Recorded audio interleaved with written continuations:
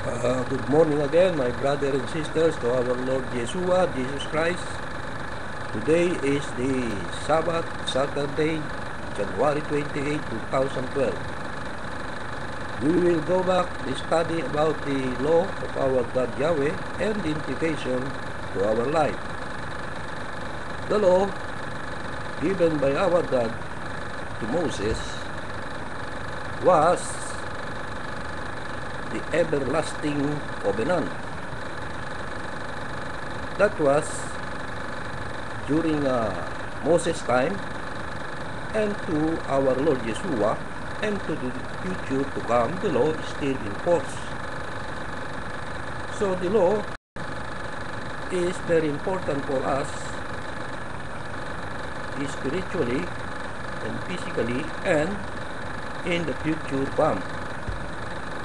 The law was written during Moses' time in the two tablets of stone. But in the future, it was also written in two parts of our body, which is the new covenant. But still, the law given by our God to Moses, it is written in the future to our heart and put into our minds. That was the Moses time historical events, and it also a shadow of things to come, which is in the future. So we will study what is the new covenant. So let's begin. In the Shavuot, the Feast of the Pentecost, or Feast of the Weeks. It is the festival of the giving of the Torah, meaning the Torah is the 5 books of Moses. Consists of in the Genesis, Exodus, Leviticus, Numbers, and Deuteronomy, which the law are all written. The Torah, or the law, is an integral part of the new covenant. The new covenant will become effective on the future time in the festival of our Lord of the Sabbath, or the Feast of Pentecost, sometime in the future. Many Christians talk about the New Covenant or Testament. It is often used to refer to a collection of books written by the apostles. It is also used when some Christians participate in a ceremony known as a communion in the Catholic Church. While we all talk about this New Covenant, most people do not know the terms that make up this New Covenant.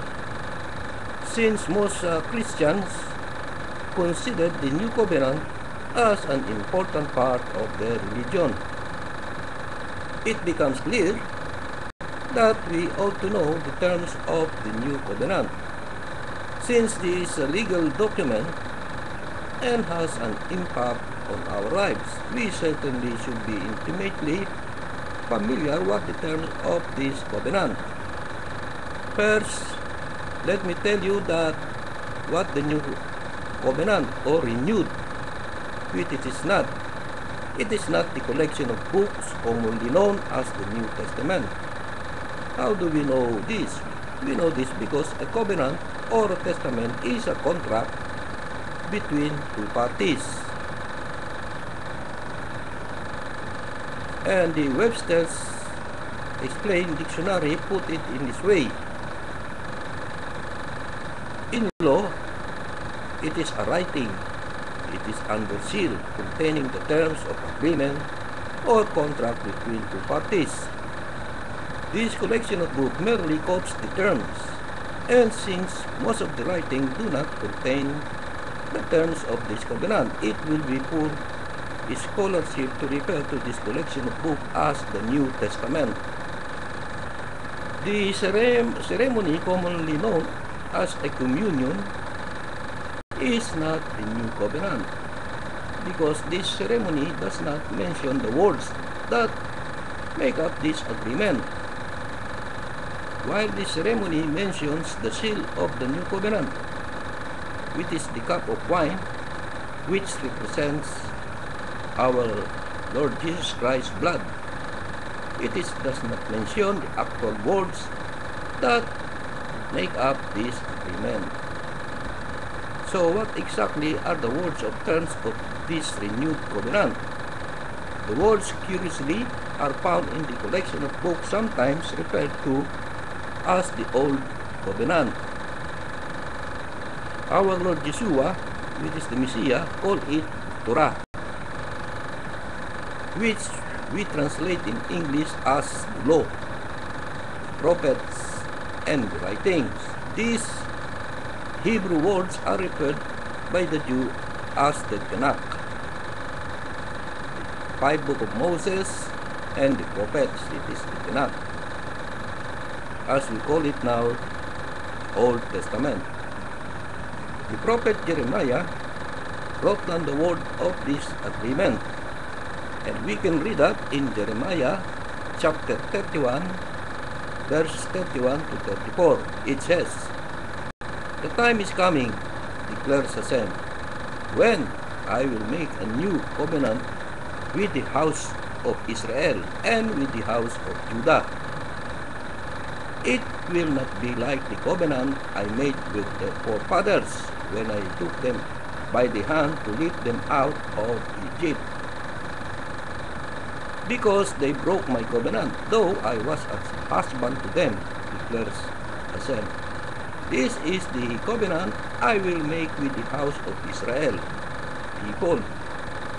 No longer will a man teach his neighbor or a man his brother, saying, Know Hashem, our God, because they will all know me, from the least of them to the greatest, declares our God Yahweh. For I will forgive their wickedness and remember their sins no more."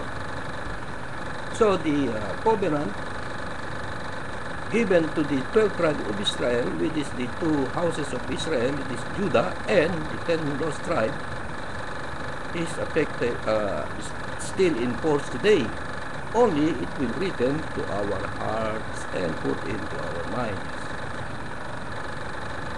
I have added a strong definition of some of the words. I will also like to call your attention to the names of the parties that made this covenant. The first party is called the house of Israel, which is the 12 tribes of Israel. The second party is our God Yahweh. Our God Yahweh is referring to himself as Yod Hov Vav He. That's the in Hebrew's name of our God. So if you are not of the house of Israel or the 12 tribes of Israel or Hashem, then this new renewed covenant has no effect on you. So we are considered one of the house of Israel, which is the 10 lost tribes.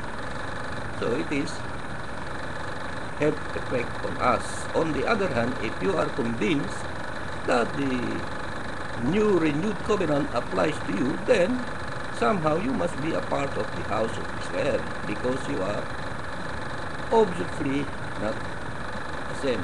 So meaning, as a believer to our Lord Yeshua, we are a part of the 12 tribes of Israel. So that law is still in force to us.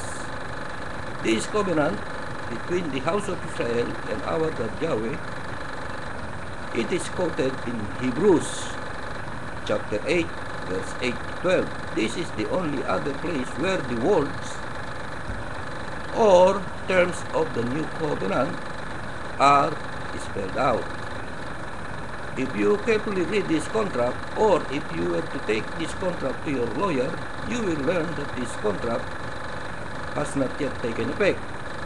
This contract becomes effective with everyone who knows our God Hashem and our Lord Yeshua, Jesus Christ, until everyone knows or everyone knows our God Yahweh, we will have to be content with looking forward to the time when this contract is put into effect, which is the new covenant.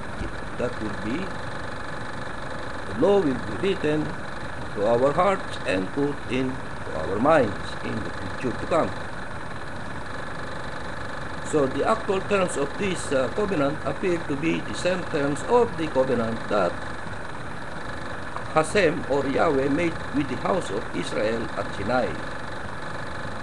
So we can deduce this by noticing that the Torah or the law will be written in our hearts instead of stone. This refers to our God Hashem's command when He gave the Torah or the law. We can read that in Deuteronomy chapter 32 verse 46, and it is said, He said to them, Take to heart all the words I have solemnly declared to you this day, so that you may command your children to obey carefully all the words of this law. So we should also notice what is being written on the hearts. It is the Torah or the law of our God Hashem given to Moses, or the instruction or the law. The implication of this are staggering. This means that when this is done, we will no longer disobey our God Yahweh. We will no longer commit sin. There is one further implication that cannot be ignored. Since our God Yahweh's people were obedient in the Garden of Eden, and we will be obedient in the kingdom of heaven. This begs the question, what ought we to be doing now?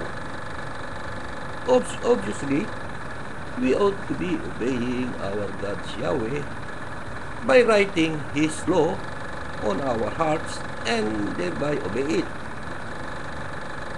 Hashem's obviously desire is for us to be obedient to His instruction at this moment or now. Many people believe that Hashem's Torah was abolished.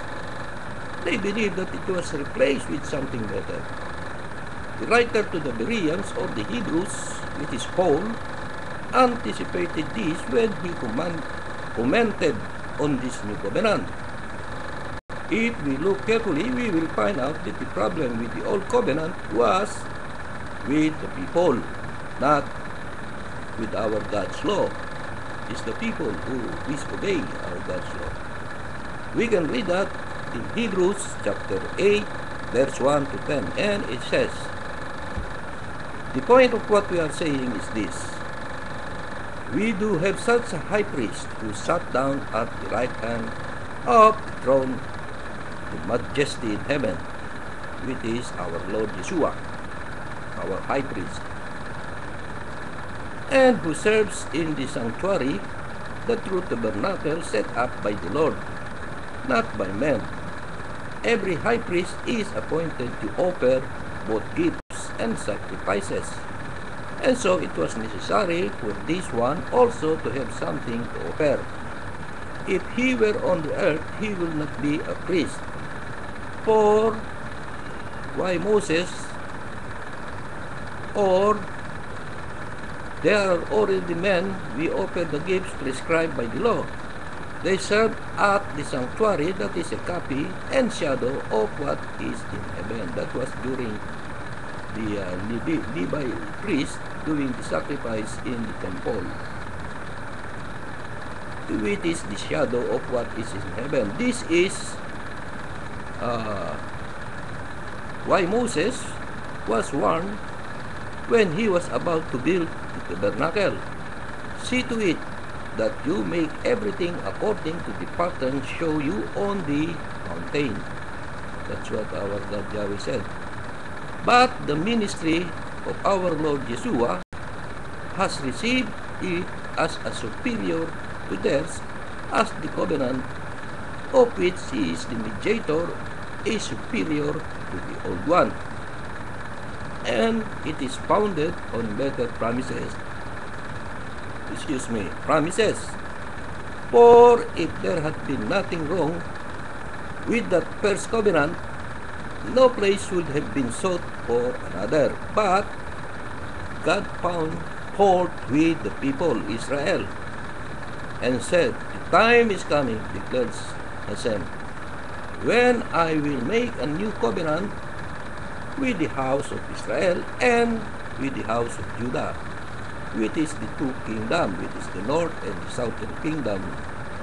The house of Judah is the southern kingdom, and the house of Israel is in the north kingdom. It will not be like the covenant I made with their forefathers when I took them by the hand to lead them out of Egypt, because they did not remain faithful to my covenant, and I turned away from them," declares Hashem. "This is the covenant I will make with the house of Israel after that time," meaning the 10 lost tribes in the future after that time, declares our God Hashem. "I will put my laws in their minds and write them on their hearts.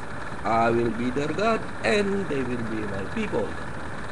No longer will a man teach his neighbor, or a man his brother, saying, 'Know our God Yahweh,' because they will all know me, from the least of them to the greatest people.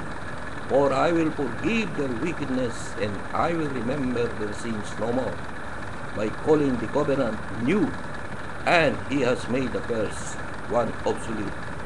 And what is obsolete and aging will soon disappear." So our God Yahweh, what Paul says, in the future to come, the covenant or the new covenant will be put also into our mind and right into our hearts between the tribe of Judah and the house of Israel.